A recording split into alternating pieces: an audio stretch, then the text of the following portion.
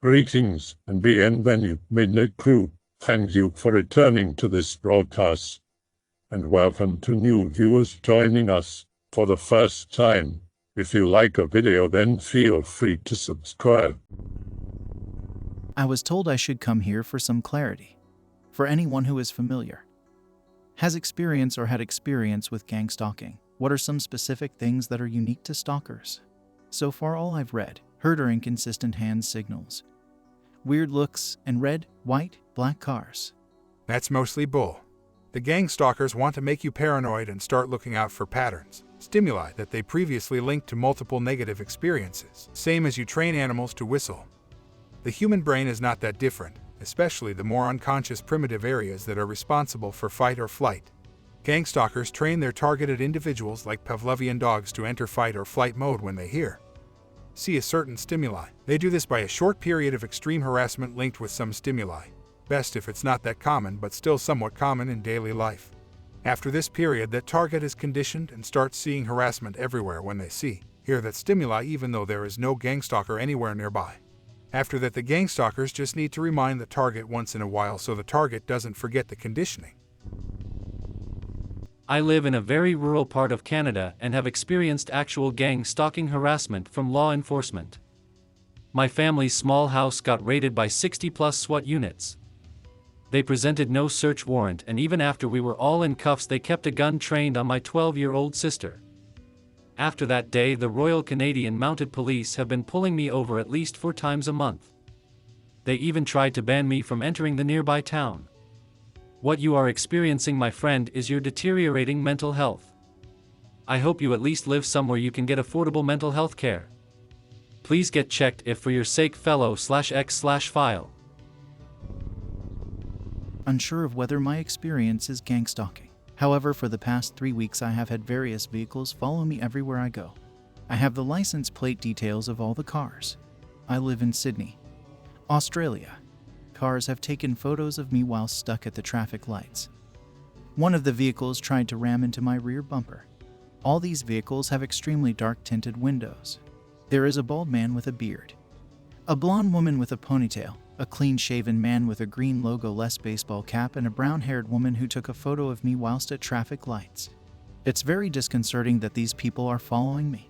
It could be insurance people, as I have injured my knees and have fractures and bone marrow edema.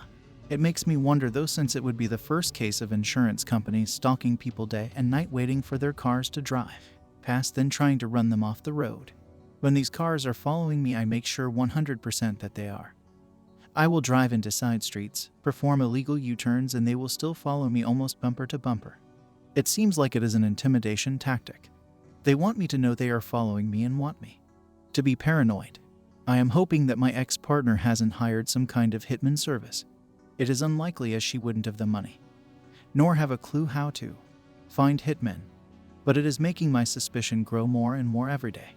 The next time they follow me, I am going to approach them and ask them straight up what they want with me. I will be packing some self-defense in my pants in case they want to attack me. My ex-girlfriend was a staunch believer in gang stalking, CIA mind control towers, reptilians, and a whole laundry list of other equally strange things. This is how I found out about her beliefs. We were at a friend's house, drinking beer, and she's coming back from the kitchen when she pulls me to the side. She had found my friend's phone he left on the counter and looked through it. My buddy is into some nasty shit, so there's lots of gore. And most importantly, apparently, was a specific fetish video with a girl that slightly resembled my girlfriend. Slightly, as if they were the same height with the same color hair. Girlfriend proceeds to accuse my butt of kidnapping and driving her, and she was intact, the girl in the video. I'm like, WTF, so we went home because that was embarrassing. Huge fight ensues. She starts rambling off all her bull. Calls me a gaslighter for pointing out the flaws in her logic. Dropped her the next day. She used the same arguments I'm reading in this thread. I'm being stalked by the police and thinking about getting a lawyer now. Many different run-ins, but the latest was a couple days ago when I went to walk my dogs for the first time in my new place. I usually just take them into the backyard. Anyways, I let my little one run around without a leash because he followed close by when going into the backyard, so I envisioned a happy little jaunt with him by my side going uptown. This did not happen. He bolted across the road at warp speeds and flew up along the other side of the road, so I was about to turn around knowing he would follow me, but a vehicle passed and I didn't realize it at first, but of course it was a cop and had to squeal on the brakes to not run over my idiot. He turns around to come tell me to keep my dog on a leash and he has been getting complaints about him. Like WTF, I haven't had him here for more than a month and he always follows me outside then back in. Many more stories. I used to be able to drive months forgetting to have insurance, now it's one day and I'm getting pulled over. Don't understand this. Same Z's.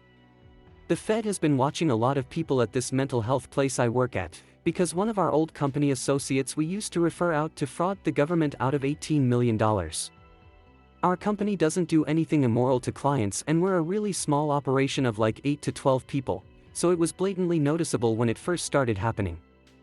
It would be weird when all of us would start getting a bunch of unknown numbers calling us at once. On top of that, our parking lot only has 10 spots and is in a tiny medical plaza, so when blackout tinted cars start parking backwards facing our office, it's very obvious. Weird dudes with caps and sunglasses standing in our smoking area unprompted. One time, someone definitely went into my car and left the back seat interior lights on and left all my valuables, expensive sunglasses, my work cell phone, dash cam. It made me paranoid as all hell because I didn't know what for. It didn't click for a while that it had to do with work.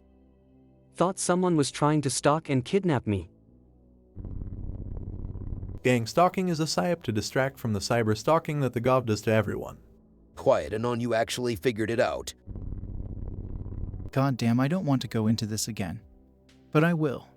One day the bold catch code started saying things like cesarean in my hometown and stuff. So I started typing back. Then I heard a voice in my head say, "How did we miss you?" The next morning I drove to work and everything was different. The air was stale. My coworkers weren't talking. I grabbed my stuff and hit the road. On the radio the host started covertly talking to me. He was commenting on things I was doing as I drove and thought. Mind reading. He also said, "We know everything about the brain and this is where this happens," and I felt a tingling on the back of my head. The station kept saying songs about a woman coming, very eerie. Like, "I know tonight she comes by the cars." When I got to my destination there were guys there who started talking to me. They said they were from Miami. The first few gang stalkers I met. Well, I freaked out and called my dad because after all this harassment I was scared shitless. Later I realized they were using my brain and nervous system to make me feel afraid. I wasn't really afraid. When I was driving back I started having memory problems. I actually drove my work vehicle home and got out of it before I realized I was in the wrong place. This continued afterwards and still happens to this day.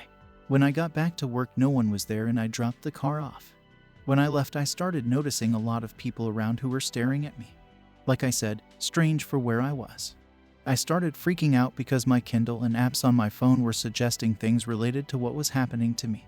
I took pictures of my whole apartment in case I was being set up for murder or something and left. I was driving around thinking about what to do and my first stop was the hospital. I complained of chest pains and they put me in a room. I could overhear the workers talking about some soldier who got beat to death. Then they drew my blood and the lady there said thanks for the donation and walked off. After they released me I went to the airport. There are tons of people who were mimicking my movements and seemingly talking to each other subliminally. So I went up to the counter and the airline I usually took was charging $3,000 a ticket somehow. And the only one with a normal price was American Airlines. On the plane the lady sitting next to me was reading Devil in the White City, which my Kindle kept recommending to me to scare me. They thought I was possessed by the devil or something, which I could have been. Okay, basically I was slang stalked for 2 or 3 years and then it stopped. But now I hear voices and my imagination and inner voice have been taken. I've seen things you'd never believe. So I won't type anymore because I have wasted a lot of time typing out my story to deaf ears. Just know that gang stalking is real and I believe the devil is at the top of it. There seems to be a lot of confusion here on what gang stalking is. First off, it has nothing to do with the paranormal or the CIA or the FBI or DHS, etc. Very rarely will these agencies be in your face or actually stalking someone. These agencies can stalk anyone from space.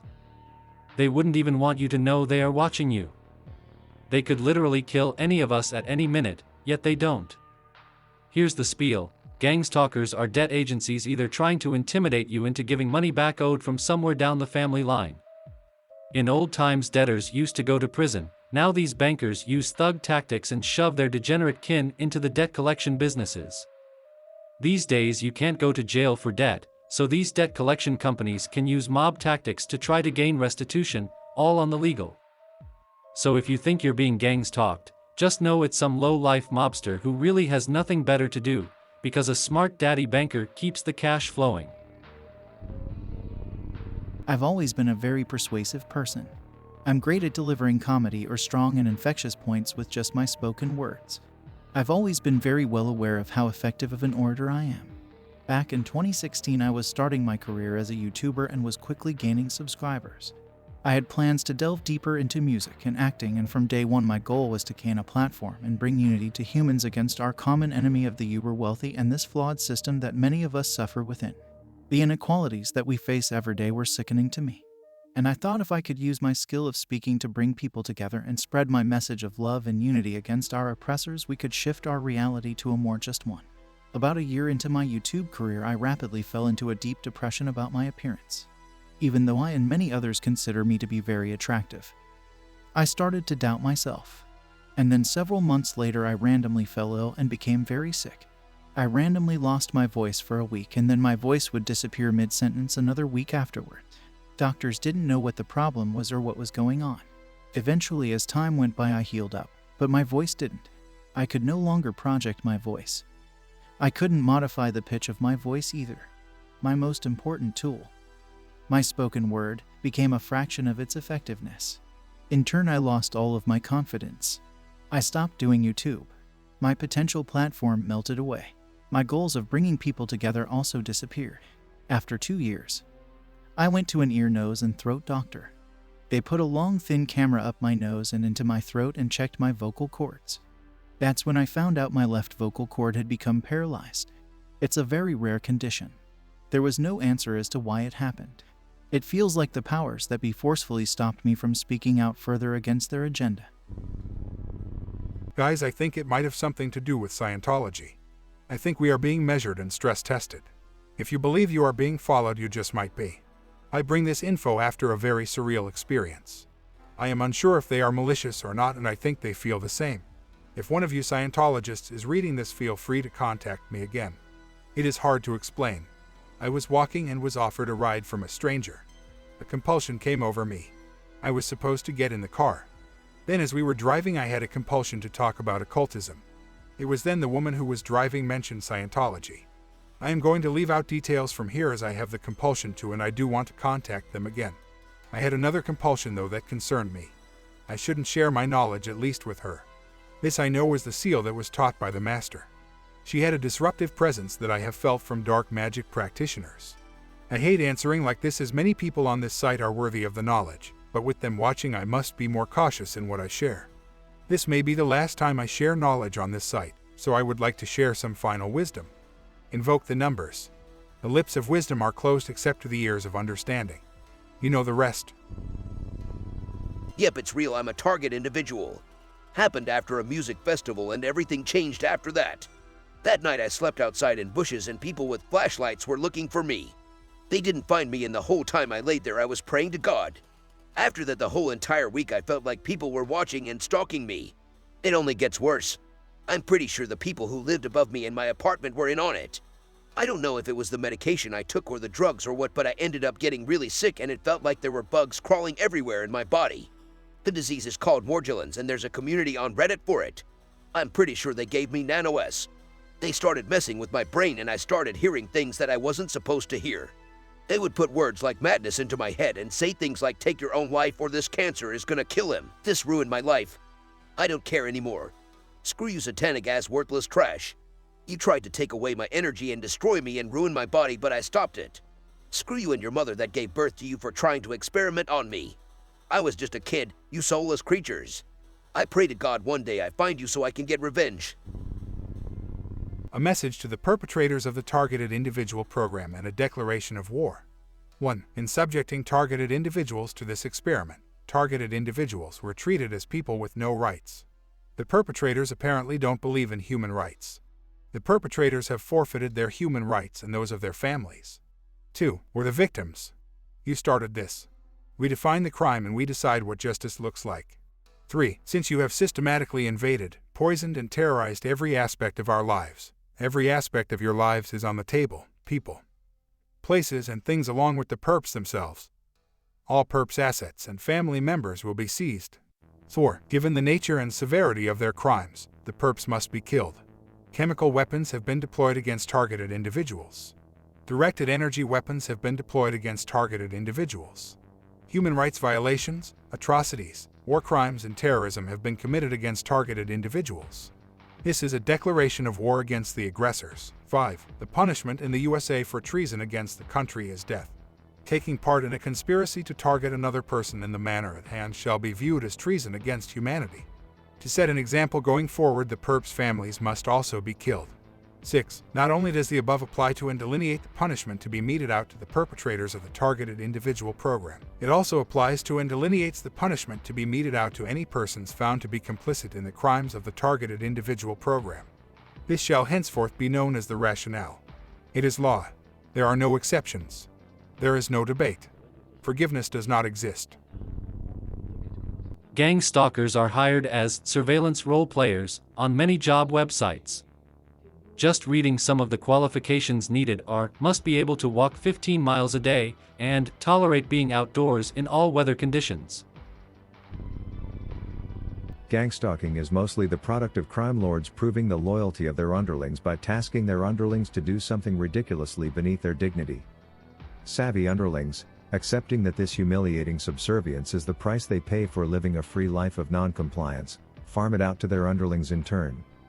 Eventually it either lands on grunts who have no dignity because they haven't made it in the hierarchy, or it lands on very powerful and independent people who think it's funny and just have no dignity to stop them from performing the task, or else at the thug level it gets farmed out still further to homeless people and blackmail victims who are under no real illusion about it being an act of petty submission. It's basically a symptom of criminals having no dignity, no autonomy, and heaping helpings of delusional rage at anyone who points that out. Organized crime does use gang stalking techniques, but it's mostly intimidation to get you pay protection money or you've seen something you shouldn't have or petty personal reasons. Gang stalking isn't exclusively done by one group of people but a set of techniques used by various groups for various reasons, getting the target on a tangent and making the target believe wrong things about the nature of their targeting is part of it. I do believe the vast majority of gang stalking cases are actually not done by the government, but making the target believe it's the CIA or whatever seems to be a running theme. Heck, they had me believe for a while they were government spooks, but thinking about it there literally was no reason to believe so besides the information they were giving me, through direct speech and so on, and why would you believe any piece of information your gang stalkers give you? Everything they say and do is designed to make you unstable and look crazy to the general public. The beginning of this year I experienced gang stalking for some reason, and that piqued my interest in the topic, although it definitely stopped after about a month or so. Couldn't decipher whether I was simply experiencing mild psychosis or synchronicities at first. Coworkers, strangers, and even family and friends repeating key phrases from private conversations I had been having right to my face. About very private things I keep to myself, fetishes, spiritual experiences, and emotional topics.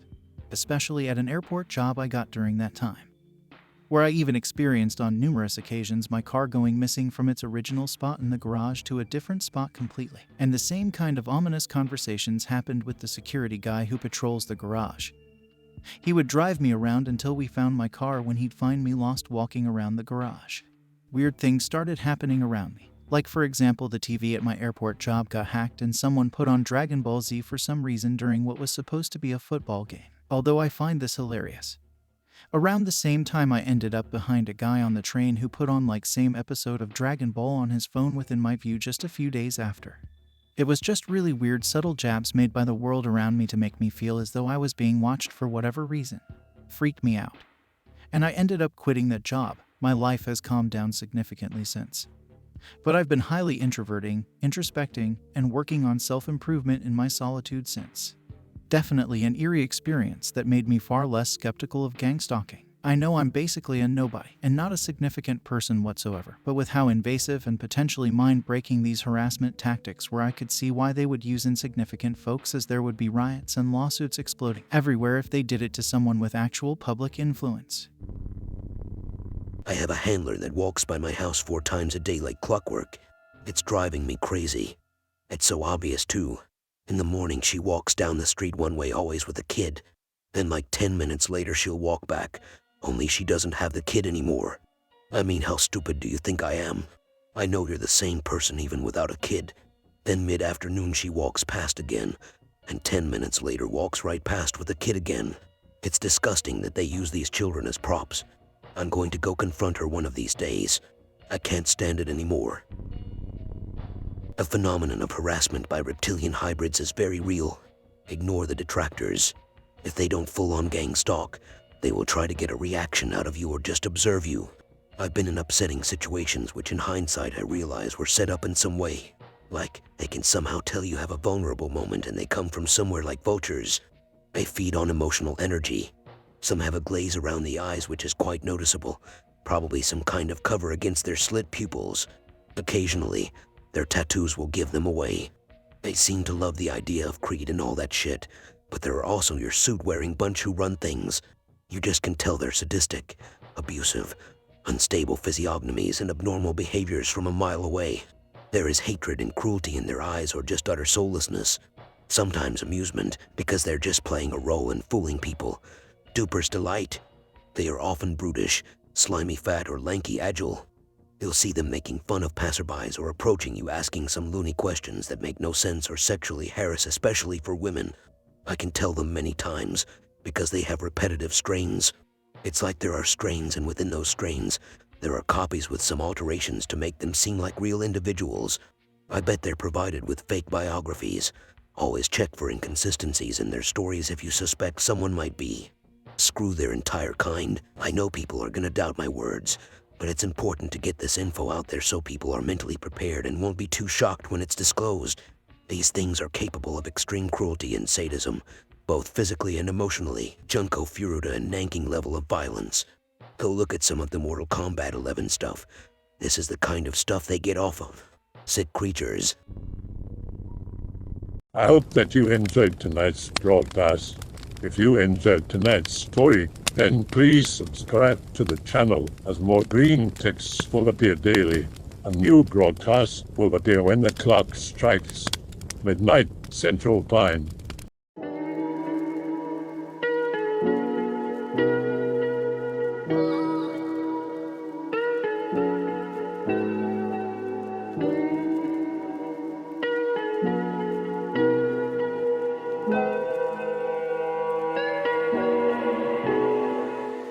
Remember to check out the Odyssey page in the description for a second archive of the channel's videos.